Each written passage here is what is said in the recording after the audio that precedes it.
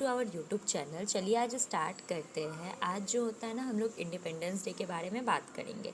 Independence day के बारे में बात करने का मेन रीज़न ये है ना कि हम लोग का 15 अगस्त आ रहा है। हम लोग बस इतना जानते हैं कि हम लोग का 15 अगस्त में क्या हुआ था। हमारा देश जो था ना उस दिन आज़ाद हुआ था। ठीक है, 200 साल तक ब्रिटिश की गुलामी के बाद 15 अगस्त 1947 को हमारा देश आज़ाद हुआ था।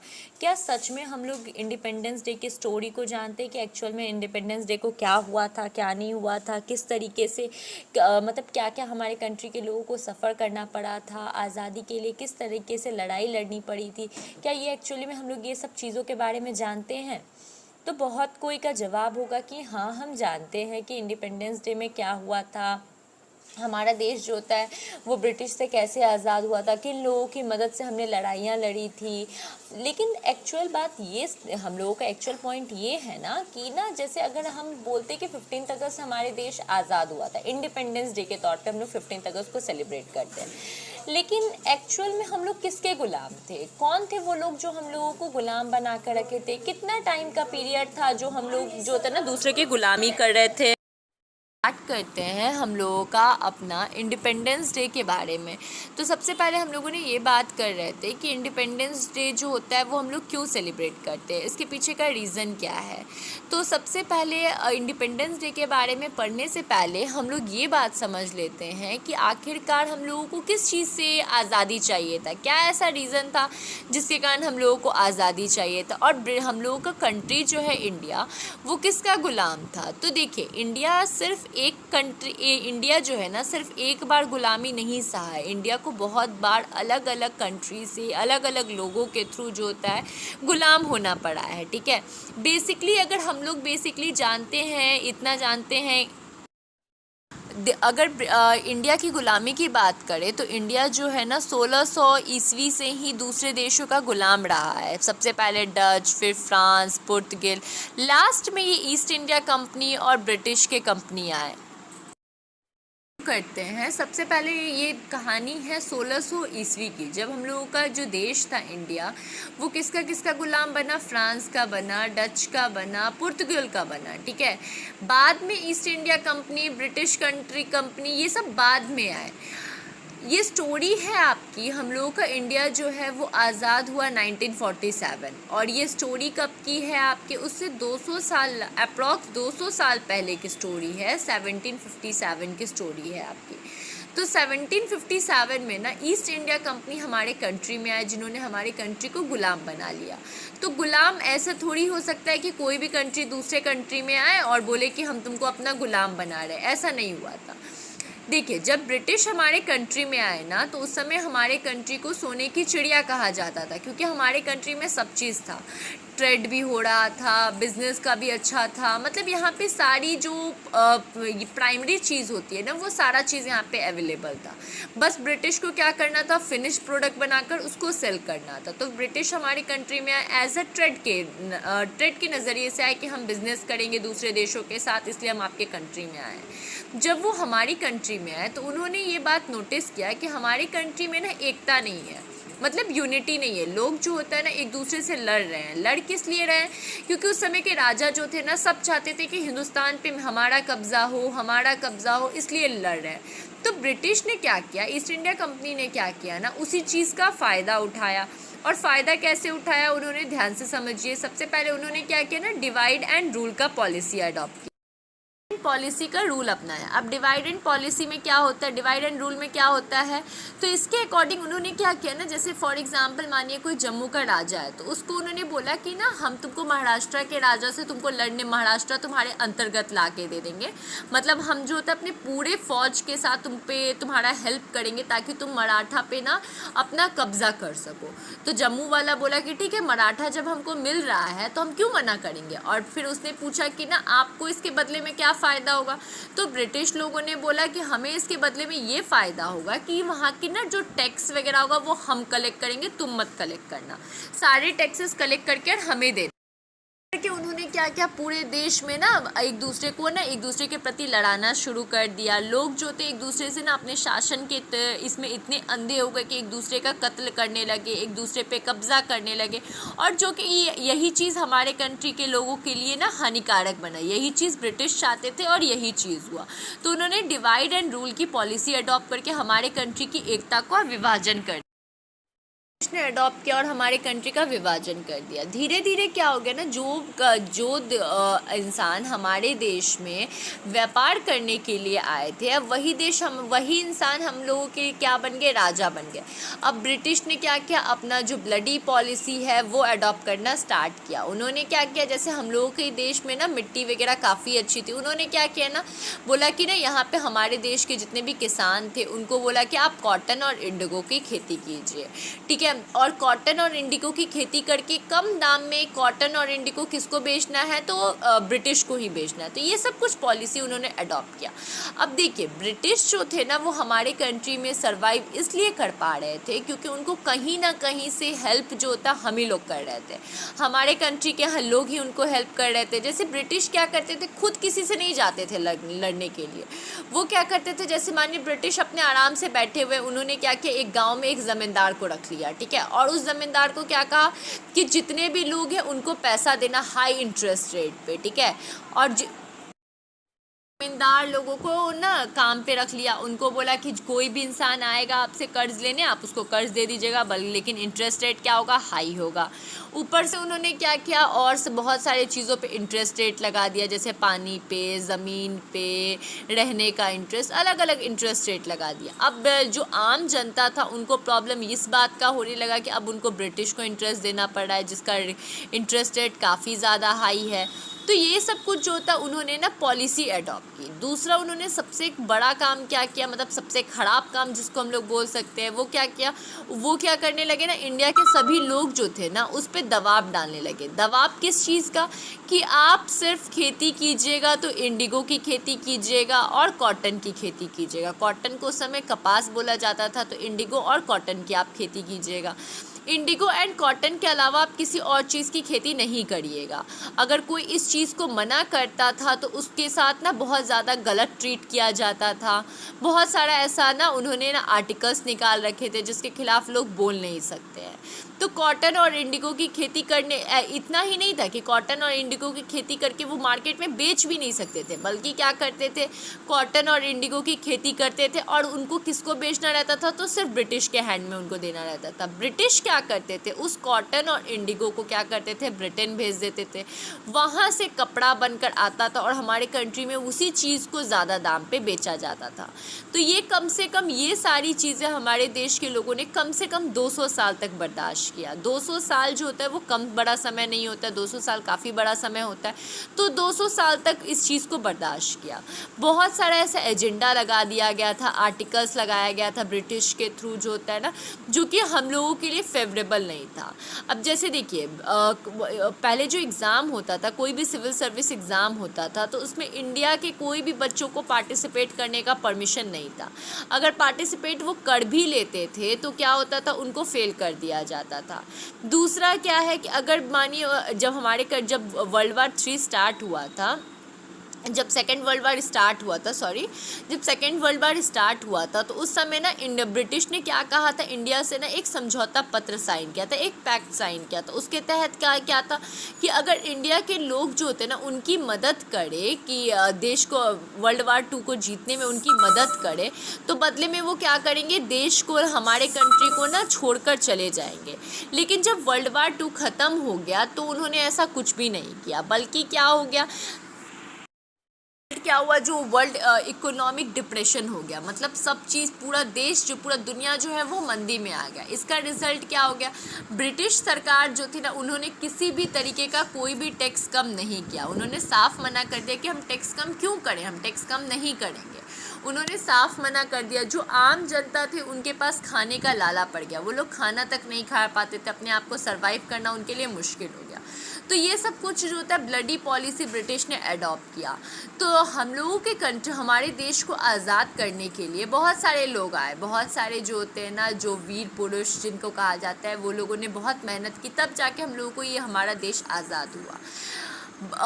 क्या कहते हैं, महात्मा गांधी जो थे ना, महात्मा गांधी जी जो थे ना, वो साउथ अफ्रीका से रिटर्न आए थे। तो जब उन्होंने साउथ अफ्रीका में अपनी पढ़ाई कर रहे थे ना, तो वहाँ पे काले और गोरे का काफ़ी ज़्यादा भेदभाव था कि काला इंसान है, इसके साथ ऐसा ट्रीट करो, गोरा है इसके साथ ऐसा ट्रीट होगा।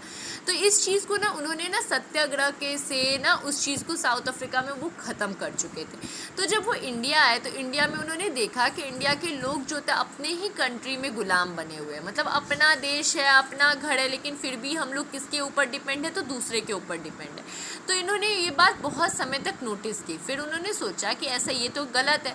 तो उन्होंने क्या किया, बहुत सारे अपने जान पहचान के लोगों को इकट्ठा करना स्टार्ट कर दिए, जिसको जिसको वो जानते थे, जिसको जिसको वो मानते थे, उसको उन्होंने इकट्ठा करना स्टार्ट कर दिया और बताया कि किस तरीके से हम लोग देश को आज़ाद करवा सकते हैं। उन्होंने एक बात बताई थी कि सत्याग्रह, पहले उन्होंने बोला कि हम सत्याग्रह से अपने देश को आज़ाद करेंगे। तो सत्याग्रह क्या था, सत्याग्रह के तहत ना हम लोग किसी भी तरीके का कोई भी हिंसा का इस्तेमाल नहीं करेंगे। सत्याग्रह का 2 वर्ड से मिलकर बनता है, सत्य और आग्रह, मतलब सत्य के लिए आग्रह करेंगे। महात्मा गांधी चाहते थे ना कि अगर हम लोग लड़ झगड़ के या फिर काट मार करके अगर हम लोग ब्रिटिश को अपने कंट्री से निकाले तो हम लोग आसानी से निकाल सकते, लेकिन उससे क्या होगा, खून बहेगा, लोग हिंसा पे उतरेंगे, लोग जो होता है ना जुल्म के रास्ते पे आगे बढ़ेंगे। तो उनका क्या मानना था कि ना हमको कुछ ऐसा करना है जिससे ब्रिटिश को ये बात अंदर से अंदर रियलाइज़ हो कि वो जो कर रहे हैं वो गलत है और उनको ये चीज़ बंद करना चाहिए। इसलिए उन्होंने सत्याग्रह स्टार्ट किया। सत्याग्रह में क्या था, सत्य के लिए आग्रह करना था, उन्होंने स्टार्ट किया। उनका ऐसा मानना था कि अगर हम लोगों का रीज़न सही है, अगर हम लोग गलत के खिलाफ लड़ रहे हैं, अगर हम लोगों के बातों में ताकत है, तो दुनिया की कोई भी ताकत जो होता है हम लोगों को हमारी लड़ाई को लड़ने से नहीं रोक सकती। तो उन्होंने सत्याग्रह स्टार्ट किया। सत्याग्रह में उनके साथ बहुत सारे लोगों ने पार्टिसिपेट भी किया, लेकिन धीरे धीरे जो इंटरेस्ट था लोगों का वो कम होने लगा सत्याग्रह के प्रति। गांधी को ना सपोर्ट करने का सबका अपना अपना रीज़न था। जैसे कि जो गरीब किसान थे वो चाहते थे कि ना उनका टैक्स जो उनका कर्ज जो है उनको माफ़ कर दिया जाए। जो बड़े बिजनेस क्लास के लोग थे उनका मन था कि ना जो ट्रेडिंग हो रहा है, जो वो दूसरे देश के साथ जो होता है ना जो रिलेशनशिप है उसको और अच्छा किया जाए। तो सबका अपना अपना मतलब था। लेकिन जब सत्याग्रह जो होता है जब अहिंसा पे उतर गया तो महात्मा गांधी ने क्या किया, इस चीज़ को वापस ले लिया, सत्याग्रह को वापस ले लिया। अब अहिंसा पे कब उतरा, तो 8 अप्रैल की बात है जब ना बहुत सारे जो सत्याग्रही जो थे ना वो क्या कर रहे थे ना, शांति से जो होता है ना रोड रेलवे इन सब पे शांति से क्या कर रहे थे, आंदोलन कर रहे थे, मतलब एक जुलूस निकाले थे बिना किसी लड़ाई झगड़े के। इस चीज़ को ब्रिटिश गवर्नमेंट बर्दाश्त नहीं कर पाई। उन्होंने क्या किया ना, उस शांति से पीसफुली जो रैली चल रहा था उस पर उन्होंने क्या किया, धड़ाधड़ फायरिंग स्टार्ट करवा दी, जिससे बहुत सारे लोग मारे गए। इस चीज़ में लोगों में इतना ज़्यादा गुस्सा आ गया कि लोग क्या करने लगे ना, बैंक पुलिस स्टेशन इन सब पे अटैक करने लगे। तो इस चीज़ को महात्मा गांधी का तो ये इंटेंशन बिल्कुल नहीं था कि हम अहिंसा से लड़ाई झगड़ा मार पीट करके हम देश को आज़ाद करवाएंगे। तो उन्होंने क्या किया, बोला कि नहीं, हमको ऐसा नहीं चाहिए कि हम सत्याग्रह वापस लेते हैं, ठीक है। और एक समझौता पत्र उन्होंने साइन कर दिया। जब बहुत दिन बीत गया, कुछ दिन बीत गया, तो महात्मा गांधी ने रियलाइज़ किया कि अब जो होता है हमको कुछ ऐसा चीज़ लॉन्च करना है जो कि हमारे देश के सभी लोग एक साथ मिलकर करें, ठीक है, सभी लोग एक बड़े पैमाने पे एक साथ मिलकर काम करें। तो उन्होंने क्या किया ना, सिविल डिसओबीडियंट मूवमेंट स्टार्ट किया, मतलब नन कॉपरेशन मूवमेंट उन्होंने स्टार्ट किया, असहयोग आंदोलन। इसके तहत क्या था ना कि ना ब्रिटिश की किसी भी चीज़ को हम सहयोग नहीं देंगे, सपोर्ट नहीं करेंगे। ब्रिटिश का कुछ भी होगा उसको हम लोग सपोर्ट करने नहीं जाएंगे। मतलब अगर ब्रिटिश के क्लॉथ्स है तो उनको हम सपोर्ट नहीं करेंगे, ब्रिटिश का कपड़ा है तो हम लोग उसको सपोर्ट नहीं करेंगे। इसके तहत जो होते हैं ना बहुत सारे लोग जो होते हैं ना कपड़ा जलाने लगे, जो कपड़ा आता था दूसरे देश से उसको जलाने लगे, मतलब बहुत से रेलवे वगैरह का बहिष्कार करने लगे। स्कूल कॉलेज बच्चे जो है ना वो स्कूल जाना छोड़ दिए, लॉयर जो थे ना वो कोर्ट जाना छोड़ दिए, टीचर्स जो है स्कूल में पढ़ाना छोड़ दिए। मतलब महात्मा गांधी की बातों से लोग इतने ज़्यादा इन्फ्लुएंस हो गए थे कि उन्होंने क्या किया, उनको जैसा भी सही लग रहा था वो उस तरीके से असहयोग आंदोलन को ये कर रहे थे, सपोर्ट कर रहे थे। महात्मा गांधी का ये असहयोग आंदोलन भी जो होता है कुछ समय के बाद जाके स्टॉप हो गया। क्यों रुका? तो महात्मा गांधी, बहुत सारे लोग जो थे ना इसमें इस चीज़ को ना उन्होंने ना अलग अलग तरीके का र्यूमर फैला दिया कि ना दूसरे दे हम लोगों का ना लैंड का डिवीज़न होगा, वापस से सब डिवाइड होगा लोगों गरीबों के बीच में। महात्मा गांधी जी ने बोला गांधी राज वापस आ जाएगा। तो इस तरीके का र्यूमर उन्होंने फैलाना स्टार्ट कर दिया, जिसके तहत महात्मा गांधी को ये नॉन कोऑपरेशन मूवमेंट वापस लेना पड़ा। फिर उन्होंने लॉन्च किया सिविल डिसओबीडियंस मूवमेंट, असहयोग आंदोलन। देखिए महात्मा गांधी का ऐसा मानना था कि ब्रिटिश जो है वो हमारे कंट्री में क्यों सर्वाइव कर रही है। तो ब्रिटिश हमारे कंट्री में इसलिए सर्वाइव कर रही है, हमारी कंट्री में इसलिए सही है सर्वाइव कर रही है क्योंकि कहीं ना कहीं हम लोग उनको हेल्प कर रहे हैं। अगर हम लोग उनकी मदद करना बंद कर दें तो ब्रिटिश हमारी कंट्री में सर्वाइव नहीं कर सकती। जैसे ध्यान से समझिए, अब ब्रिटिश क्या कर रही थी, स्कूल बनाया था उन्होंने। अगर स्कूल में बच्चे ही नहीं होंगे तो टीचर किसको पढ़ाएंगे? अगर बैंक में जो होते हैं लोग ही नहीं रहेंगे तो ब्रिटिश जो होते हैं ना वो अपने काम पे कैसे जाएंगे? वर्कर्स ही नहीं रहेंगे तो ब्रिटिश अपना काम किससे करवाएंगे? तो उन्होंने असहयोग आंदोलन लॉन्च कर दिया, जिसके कारण धोबी बंद, नाई बंद, बहुत सारा चीज़ स्टार्ट हुआ। ठीक है, इस बच्चे जो थे वो स्कूल जाने का बहिष्कार करने लगे। जो स्कूल के कॉलेज के बच्चे थे उन्होंने भी कॉलेज जाने से मना कर दिया। उसके बाद जो टीचर है, जो इंडियन टीचर थे उन्होंने पढ़ाने से मना कर दिया। जो इंडियन लॉयर थे उन्होंने केस लड़ने से मना कर दिया। तो ये अलग अलग तरह का प्रॉब्लम सामने आने लगा ब्रिटिश के। उसके बाद महात्मा गांधी ने ना एक अनाउंस किया कि हम लोग लॉ ब्रेक करेंगे, मतलब ब्रिटिश का जितना बनाया हुआ कानून है उसको तोड़ेंगे। इसके लिए सबसे पहले क्या था, सॉल्ट लॉ ब्रेक करना, मतलब जो नमक का कानून था वो उन्होंने ब्रेक करना स्टार्ट किया।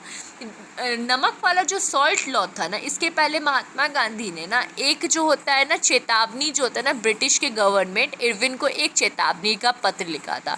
इस पत्र के तहत क्या था, उन्होंने अपने 9 डिमांड की बात की थी। ये जो 9 डिमांड थे ये सबके लिए थे, पूरे कंट्री के भलाई के लिए थे। उनमें 9 डिमांड, जिसमें सबसे बड़ा और सबसे खतरनाक डिमांड क्या था, सॉल्ट लॉ को ख़त्म करना। सॉल्ट लॉ क्या था, नमक पे ना ब्रिटिश ने कर लगा के रखा था। नमक क्या था, नमक एक ऐसा चीज़ है जिसको ना हर अमीर हो चाहे गरीब हो, हर कोई अपने खाने में यूज़ करता है और हमारे खाने का ये सबसे ज़्यादा इम्पॉर्टेंट पार्ट है।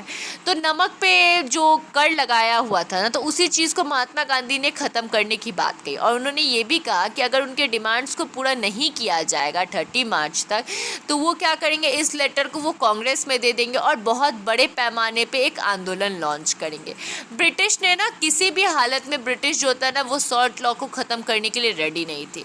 तो महात्मा गांधी ने क्या किया, अपना फेमस सॉल्ट मार्च स्टार्ट किया। उन्होंने दांडी से चले 240 किलोमीटर तक, 240 किलोमीटर दांडी से वो साबरमती आश्रम से 240 किलोमीटर वो दांडी पहुँचे। वहाँ पे वो 24 दिनों का सफ़र था। हर दिन वो 10 किलोमीटर चलते थे और हर जगह पे थोड़े जगह दूर पर वो क्या करते थे, अपना पैमाना गिराकर वो लोग रुकते थे। जहाँ पे भी रुकते थे वो लोग, वहाँ पे हज़ारों की संख्या में लोग उनको सुनने, उनको देखने के लिए आते थे। उसके बाद जो होता है वो कहाँ पहुँचे, दांडी पहुँचे। उन्होंने क्या किया, समुद्र का पानी लिया और समुद्र के पानी को बॉयल कर उन्होंने नमक बनाया। ये जो था ना एक तरीके का आप कह सकते एक तरीके का बढ़ावा था इंडिया के लोगों का कि आप लॉ को ब्रेक कीजिए, आप कानून को तोड़िए। अब इसका एज अ रिज़ल्ट क्या हो गया, जितने भी जो बैंड एरिया थे, जैसे फॉरेस्ट में जाना इंडिया के लोगों के लिए मना था, लोग अब उस लॉ को तोड़कर फॉरेस्ट में जाने लगे, वहाँ पे लकड़ियाँ चुनने लगे, जानवरों को चराने लगे, पेड़ काटने लगे। जितना भी चीज़ था, जैसे ब्रिटिश गवर्नमेंट को किसी भी तरीके का कोई भी टैक्स देने से लोग मना करने लगे। मतलब इतना हद तक ब्रिटिश गवर्नमेंट को परेशान कर दिया गया कि ब्रिटिश गवर्नमेंट को ना थक हार कर कर्फ्यू लागू करना पड़ा। इसके तहत जो होता है ना, अमृतसर में कोई भी इंसान, 2 या 3 इंसान एक जगह पे खड़ा नहीं हो सकता है। तो ये सब चीज़ लागू करना पड़ा ब्रिटिश गवर्नमेंट को। तो वैशाखी का टाइम था, वैशाखी का मेला लगा हुआ था जलियांवाला बाग में। बहुत सारे लोग ना गांव से आए थे जिनको ना इसके बारे में, कर्फ्यू के बारे में पता नहीं था कि हाँ कर्फ्यू लगा हुआ है। बहुत सारे सारे लोग मेला घूमने आए थे, बहुत सारे लोग वैशाखी का फेयर एंजॉय कर रहे थे, बहुत सारे लोग जो थे ब्रिटिश के जो कानून था ना, जो लॉ ब्रेक का सिविल डिसोबीडियंस मूवमेंट था, उसको सपोर्ट करने के लिए वहाँ पे पहुँचे थे और बहुत सारे लोग मीटिंग करने के लिए पहुँचे थे। तो उसी समय जो जनरल डायर था ना वो इंटर किया। जलियांवाला बाग जो है ना उसमें सिर्फ एक ही एंट्रेंस गेट था, तो वहाँ पे इंटर किया और वहाँ के गेट को ब्लॉक कर दिया और अपने साथियों के साथ ना अधुंधा गोली चलाना शुरू कर दिया। इतनी ज़्यादा गोली चलाने लगे कि लोग जो होता है ना अपनी जान को बचाने के लिए, उन्हें लगा कि कुआं था वहाँ पे, उन्हें लगा कि कुआं का पानी ज़्यादा गहरा नहीं है, लोग क्या करने लगे, कुएं में कूदने लगे और एक एक करके लगभग वहाँ पे सभी लोगों का क्या हो गया, डेथ हो गया। तो ये जो था ना जलियांवाला बाग का इंसिडेंट जैसे जैसे अलग अलग देश के अलग अलग भाग में फैला, लोगों के अंदर गुस्सा फैल गया, लोग जो होता है ना गुस्से में क्या करने लगे, रेलवे ट्रैक, रोड, सब जगह को जलाने लगे, मारपीट करने लगे, ब्रिटिश के घरों में घुसने लगे, मतलब पूरी तरीके से दंगा फसाद का माहौल चला गया। महात्मा गांधी ने जब इस चीज़ को देखा तो उन्होंने कुछ दिनों के लिए चुप्पी साध ली, उन्होंने कुछ भी नहीं किया, वो चुपचाप हो गए।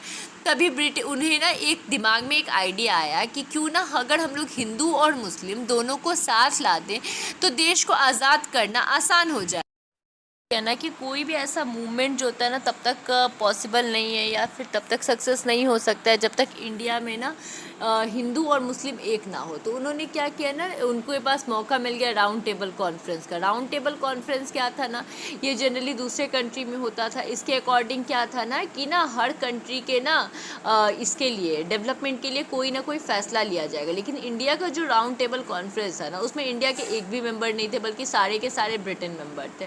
तो उन्होंने मोहम्मद अली जिन्ना की हेल्प ली और उसके साथ उन्होंने क्या किया, राउंड टेबल कॉन्फ्रेंस में उन्होंने पार्टिसिपेट करने के लिए ब्रिटिश को एक लेटर लिखा। ब्रिटिश ने उनकी बातों को मान लिया और उन्हें क्या किया, राउंड टेबल कॉन्फ्रेंस के लिए लंदन भेजा। लेकिन अभी वो आधे रास्ते ही पहुंचे थे कि राउंड टेबल कॉन्फ्रेंस कैंसिल हो गया, उनको वापस लौटना पड़ा। जब वो वापस अपने कंट्री में आए तो उन्होंने देखा ना कि ये ब्रिटिश की चाल थी, क्योंकि ब्रिटिश ने क्या किया था, कांग्रेस के बड़े बड़े लीडर को अरेस्ट कर लिया था, कांग्रेस को इलीगल घोषित कर दिया था और काफ़ी ज़्यादा क्रूरता के साथ बिहेव करने लगे। तो महात्मा गांधी जो थे ना एक बहुत बड़े पैमाने में सिविल डिसओबीडियंस मूवमेंट पर उन्होंने लॉन्च किया, जिसमें सभी लोग, लगभग सभी लोग, चाहे अमीर, गरीब, ट्रेड वाले, बिजनेस वाले, रिक्शा चलाने वाले, औरतें, सभी लोगों ने पार्टिसिपेट किया। थक हार कर ब्रिटिश जो था ना उन्होंने क्या किया ना, इंडिया के लोगों के सामने उन्हें झुकना पड़ा। लेकिन झुकने से पहले उन्होंने क्या किया ना, उन्होंने ना इंडिया में जितने भी मुस्लिम लोग थे ना उसके कानों में ना ये बात डालने लगे कि उनका भविष्य इंडिया में ख़राब हो रहा है, क्योंकि इंडिया जो है एक हिंदुओं का देश है, उसमें मुस्लिम का कोई जगह नहीं रहेगा। और उन्होंने मोहम्मद अली जिन्ना को ना भड़काना शुरू कर दिया। एज अ रिज़ल्ट ये हुआ कि जितने भी मुस्लिम लोग थे ना वो अपने लिए अलग देश का डिमांड करने लगे कि नहीं, हम लोग को अलग देश चाहिए, हम लोग जो है इस कंट्री में नहीं रहना चाहते हैं। तो 14 अगस्त को क्या किया गया, इंडिया और पाकिस्तान का विभाजन हो गया। पाकिस्तान जो है ना वो इंडिया से अलग हो गया, मुस्लिम का देश अलग हो गया जिसका नाम पाकिस्तान पड़ा, और इंडिया अलग हो गया। और एट लास्ट कम से कम 200 साल बाद जो होता है, 200 साल की कड़ी मेहनत के बाद 15 अगस्त 1947 को हमारा देश जो है ना वो ब्रिटिश के चंगुल से आज़ाद हो गया। और आज जो होता है ना हम लोग किसी के भी गुलाम नहीं, आज हम लोग India independence after 75th year के बाद आज जो होता है ना हम लोग चैन की सांस ले रहे हैं। कल करे सो आज करे सो अब, पल में परलय होएगी, वीडियो लाइक करेगा